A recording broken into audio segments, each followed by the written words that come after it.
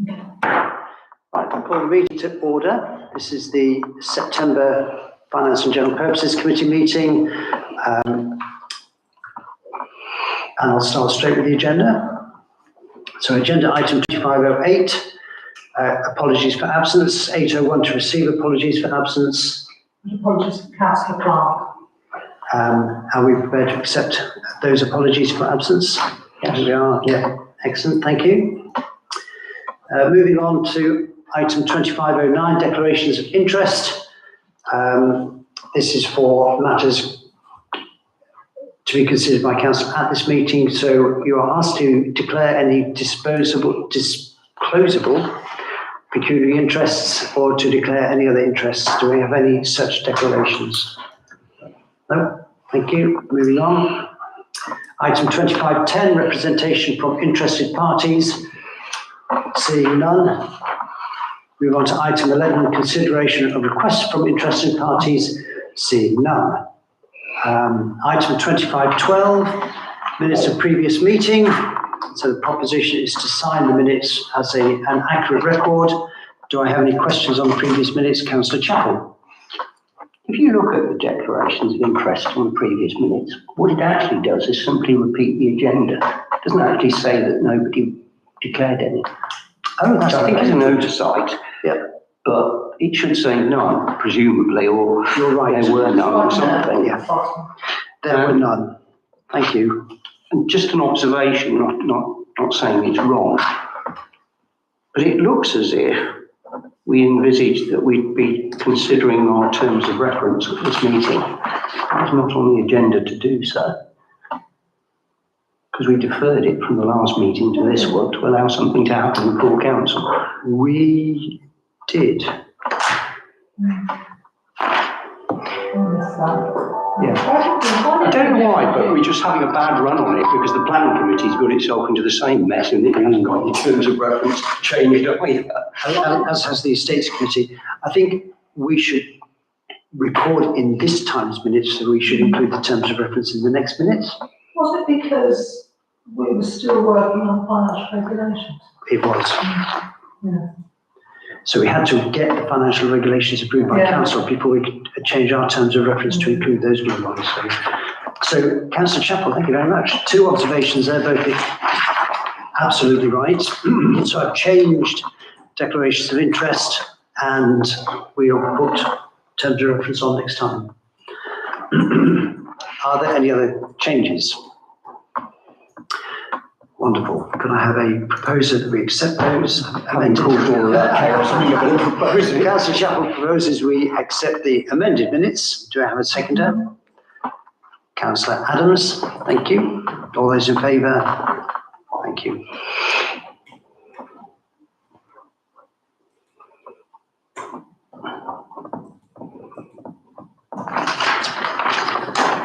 Move on to item 2513, financial matters. We are being asked to, under item 2513.01, to receive monthly accounts for July and August. So we're receiving them, not voting on them, but nonetheless, we've had them in front of us. Do we have any questions or comments on the accounts for July and August? No. I have a couple. Sorry? I have a couple. Okay. So the courthouse tenants' income is down, not by that much. Is that an ongoing issue that we've got with the courthouse? We lost a tenant. Are we getting the tenant back? Is that going to be a shortfall next going forward? At the moment. If you want to I know that Lisa showed two people around recently. So there's a shortfall, but we're doing our best to get new tenants in. We're trying to get them up and running as soon as possible. Okay. And yeah, no, that was it. That was it. I have no other questions. If anybody else, if nobody else has any questions, who can count those as received? Mm-hmm. Thank you. Move on to item 2513.02, to adopt the cost of acquisition as a methodology for valuing assets recorded on the asset register. I believe, James, this is you. It is now. 3 hours. It's our outworking of the review of our practices and procedures based on our revised financial regulations and the proper practices, which state that the method of asset allocation, asset valuation is not specified as part of proper practices, so we can adopt any reasonable approach. And then it goes on to go, assets should be first recorded in the asset register at their actual purchase cost. And part of what they also want us to do is to actually minute whatever we choose to do. So hence, we have a resolution to adopt to. I think it's fairly straightforward. Is that your proposal? I propose that. I'm happy to second it. Can we move to a vote, or does anybody have any comments? No, let's move to a vote. Are we happy with the proposal? All those in favour? Unanimous. Thank you. And thank you for your work on that, James. Move on to 25-1303, to adopt £500 as the appropriate minimum value for deciding between fixed assets and general consumables. Do we need to add anything to that? James, are you happy to put that straight as a proposal? I'm happy to put some more words around it, but I am proposing this. Okay, do we have any questions of James on this matter? Is everybody happy with the number? You mentioned things like computers earlier on, and 500 is like a costly kind of. So this is not anything over 500 is on, everything under 500 is off. As it says, it's an appropriate minimum value for deciding between fixed assets and general consumables. So it's a guide to our responsible financial officer, but it's also to be taken in context of the list of other things that you do include.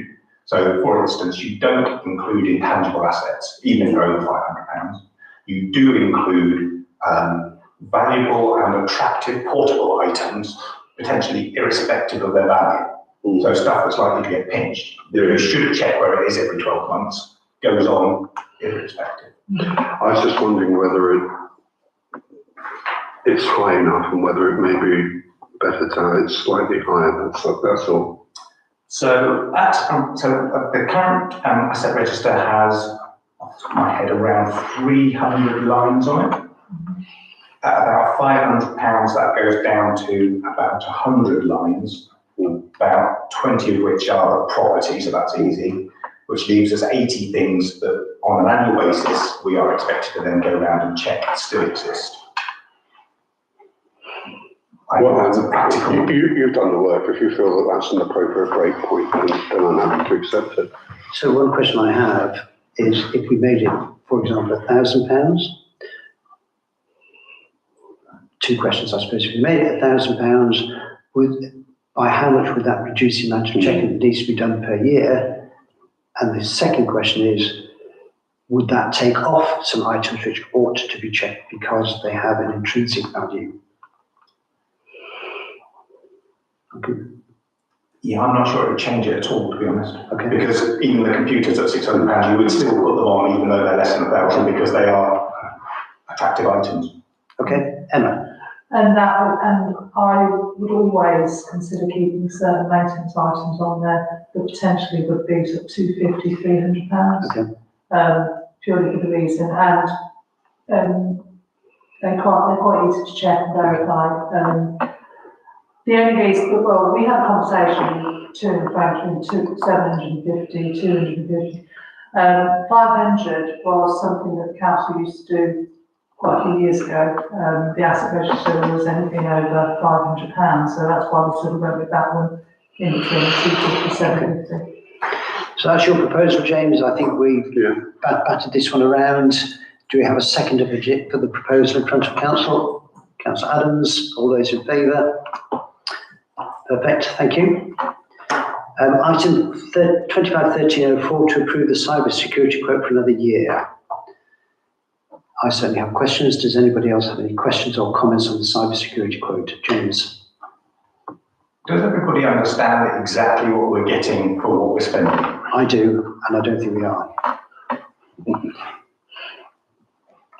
Any other? Well, I'll come back to you in a second on that. Actually, no, I won't come back to you. I'll stay with you now. What concerns do you have? Well, I wasn't entirely clear, being my first year and coming to that document cold. Precisely, if somebody locked down all of our IT kit, I suppose it then leads into what is our disaster recovery plan, and are the costs implied by our disaster recovery plan entirely covered by the values within the policy? So I was uncertain. I could say, yes, this is definitely what we need. Right. So, having qualified as a business continuity practitioner, I wouldn't start where we are now. The only thing I would say is when we first brought this up 3 years ago or 2 years ago, we didn't have a policy at all. So what we've got now is much better than what we had. To do this properly, we would have a business continuity plan and a disaster recovery plan as part of that business continuity plan, from which we would say, this is our potential liability, and that would then go into the policy. I don't see it, but given the lack of a disaster recovery plan, I think we've got as good as we can get. However, what I'm concerned about in this particular quote is our health rating. We've got a number of significant problems, apparently, according to the policy, and I don't know whether we have talked to Blue Moon about the validity of stuff. You say we have. Yeah. So talk to me about that. Right. I was contacted by the company to say that there were significant, and I get this report come through, and all of a sudden we've got 19 I know. high risk kids on it. And they're asking me to do this and the other, and I'll be honest, it goes straight over my head. Yeah. So is it Blue Moon or some other company? No, it's the company that This is got on the name. This is the insurance company. There's a function called Coalition, and they run through our security stuff, and they've come and said you've got big problems. But they came to you, we can go to them. No, he came to me and said, anyway, So it's part of our renewal. They came and said, right, as your Yeah, renewal previously. this is the This is the third year. Anyway, he was asking me about this Fortinet, and he said, I said, I don't know anything about it, I don't know what it is. He said, have you got, is it part of your website? So I went to the website, no, they've never heard of it. Spoke to you. In the end, I had a Teams meeting with a man in America, and he talked me all through it. He was talking about a guy in this country because he was on paternity leave, and asked me a load of questions, helped me understand it a bit. He seemed to think that they were ISP addresses that have been previously used and then come back in. Anyway, he wrote a whole load of stuff and said, send this to your IT support. All they need to do is do something, reload it and do something, and it'll go away. And they did. But unfortunately, this only happened like last week or something, so that report is showing those. The prior. Yes. So I think. There at the moment, I've had nothing come back to say, oh my God, they're still there. Okay. I think for me, my question would be, arguably this is operational, so we shouldn't even get involved in it at all. But I think this is a policy thing. I think if we have had confirmation from our IT people that the items raised as part of the insurance review are no longer valid or have been fixed, we should get something from the insurance company to confirm that, because the policy states that if, as a result of errors that the insurance company review has picked up, we suffer a loss, any damages we can claim will be reduced proportionately because we haven't taken action. So if we say it's fixed and the insurance company say it's not and we have a problem, our insurance liability is not there. So I think we need to get the insurance company to do another review. Yeah. having been assured by our IT people that the problem's been fixed. Yeah, I can do that. I mean, the only thing he said was this Fortinet thing, he said it's not a major threat. It's just flagging as a threat. Depends on who you read. It's not a problem if everything's been updated. So, It was a significant problem 6 months ago, but not now. but I can go back to him and. Yeah. I think so, because I don't want an insurance policy Yeah. that says we're not going to pay out because you haven't done anything. So I think we should pay it because we need the cyber security. But I have two concerns. One, as I've said, our liability, our claims could be reduced proportionately. So let's get that confirmation through. Two, to your point, James, without the disaster recovery plan, we've got no idea what assumption insurance should be. No. So we need to get a DR plan. So on that basis, I'd be happy to propose, but I don't know if anybody has any other input. Just one other question. There's a thing called Cyber Essentials, which is sort of a government initiative. Have we gone through Cyber Essentials as a town council? No, this purely came in via our insurance company, a broker that we deal with. I mean, for me, Mike, and I'm happy to be persuaded differently, if the insurance company, i.e. the people who will pay out if we've got a problem, if they're satisfied with our level of security and cover and firewalls and all that kind of stuff, I'll be prepared to go with it because we could say we're clear. It might be worth, though, asking Blue Moon to have a look at the governance. What do you call it? Cyber Essentials is the basic one. When I say basic, it's not that basic. But then there's a thing called Cyber Essentials Plus. So depending on, what sort of business you're in and what sort of risk you carry, you might need to go to the second one. And it's, for example, if somebody wanted to do business with a town council, some town councils will say, well, have you got Cyber Essentials? Give us your registration number. And if you haven't, we can't do business with you because you could leak my data. And this is becoming just the way things are now. Doesn't have to be particularly complicated from an administration point of view, but it would be definitely part of the disaster recovery plan and the business continuity plan. Because without this sort of thing, whether it's insured or not, it's a bit late once it's all locked down. I mean, insurance only partially covers it. I've been through 2 cyber attacks and it's just not worth it. Max?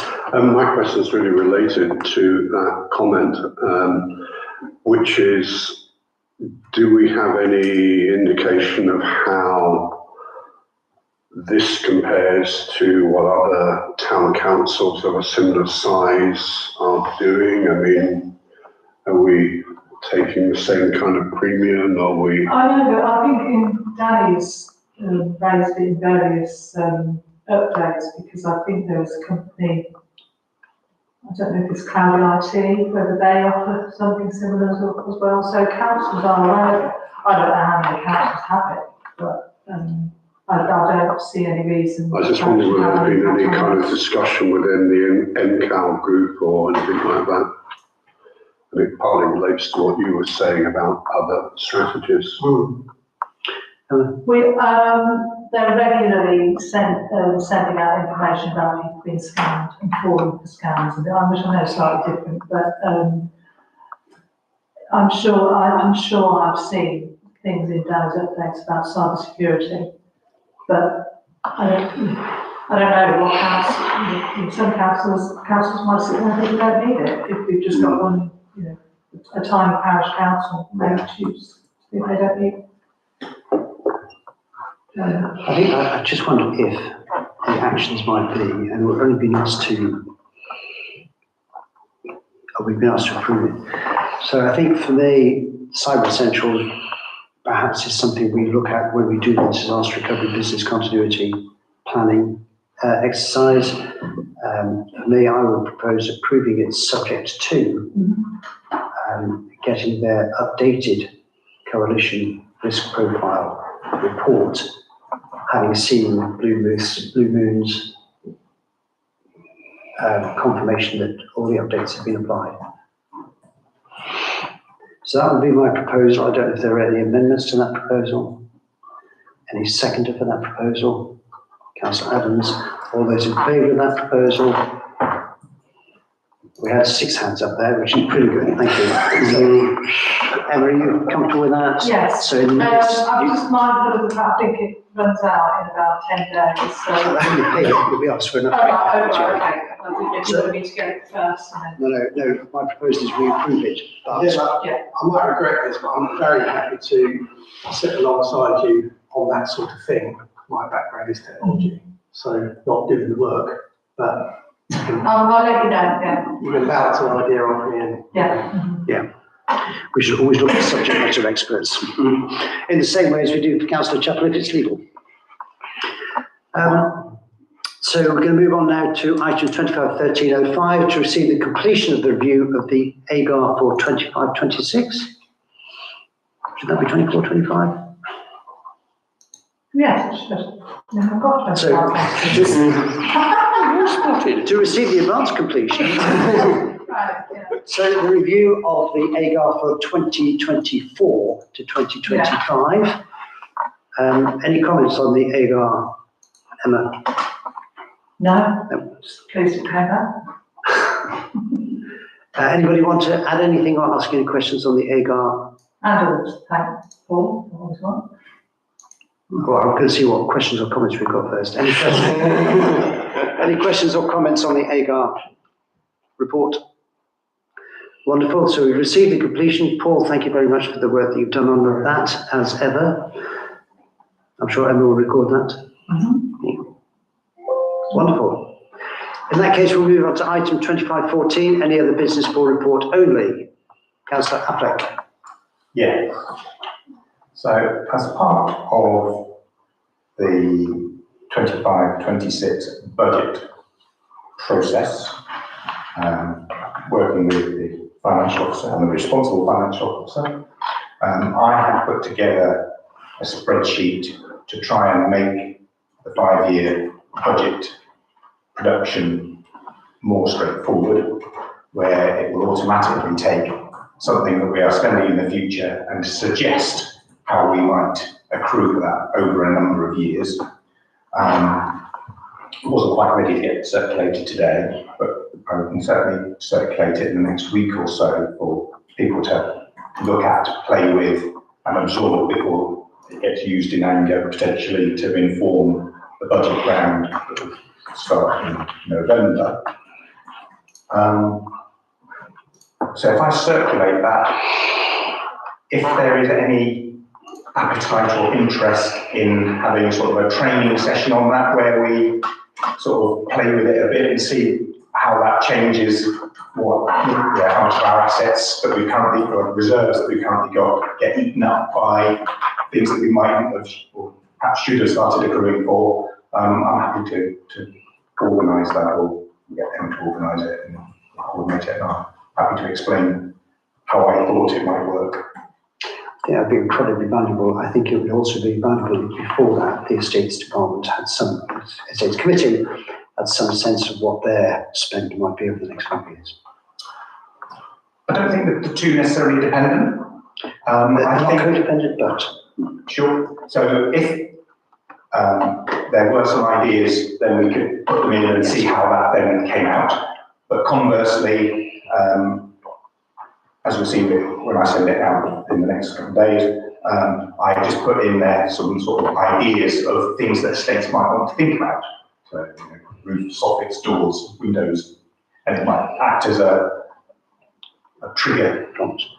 the reason I suggest it might be helpful is if we're allocating current general reserves as part of a sinking fund to accrue for future spend, and we have to spend some of that reserve on estates matters, it might affect how we think in our budget process in November, and playing around with it beforehand would be useful in that regard. So, yeah, send it out, and I think a training session would be really helpful.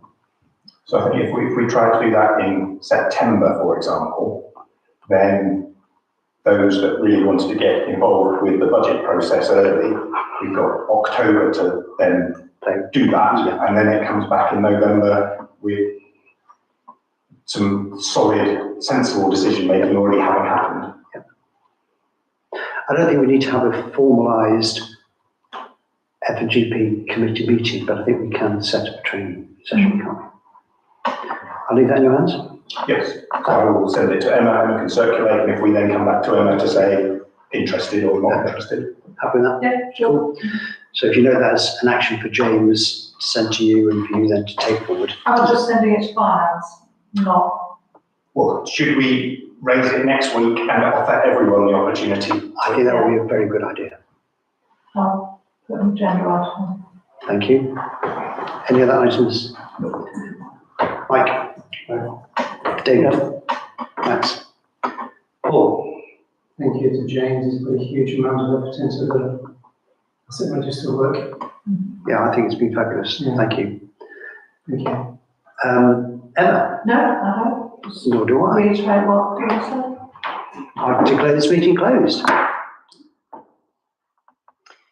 Getting shorter.